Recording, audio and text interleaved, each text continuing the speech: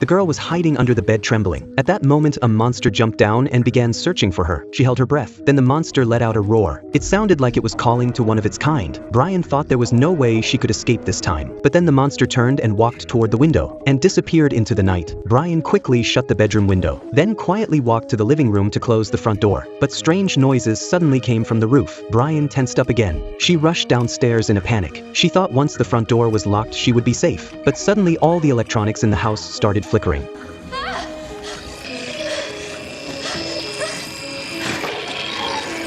She quickly unplugged the power cords, and everything returned to silence. She picked up the phone to call the police, but the sharp screeching sound came back again. The fridge also began acting strange. And worst of all, the monster started coming down the stairs looking for her. Brian had no choice but to hide in the corner of the kitchen, but her panicked breathing gave away her location. The fridge was once again controlled by telekinesis and trapped her inside. The monster drew closer. Brian finally saw its face. She screamed in terror, then shoved the monster and ran toward the door. But the monster used its power to slam the door shut and knocked her unconscious.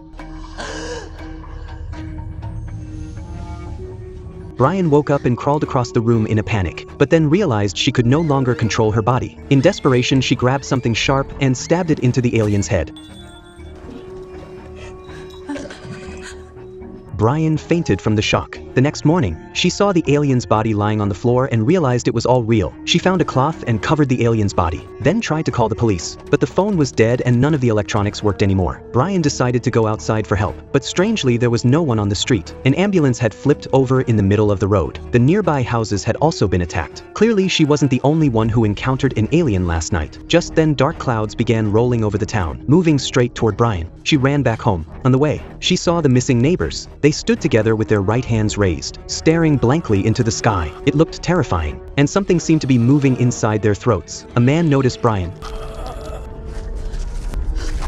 Back home, she found that the alien she killed had started to rot. Sticky slime was oozing from its mouth, and the slime had formed a straight path leading out the door, as if something had crawled out of it. Following the slime trail into the bushes, she found nothing, but the clouds were getting closer. Brian was sure the aliens were coming back for revenge, so she lit candles and boiled a pot of hot water. She was ready to fight to the end. Just as she finished preparing, a strange noise came from outside. Then a bright beam of white light pierced through the window. The alien corpse floated up and was taken away by some mysterious force. But soon, another alien arrived.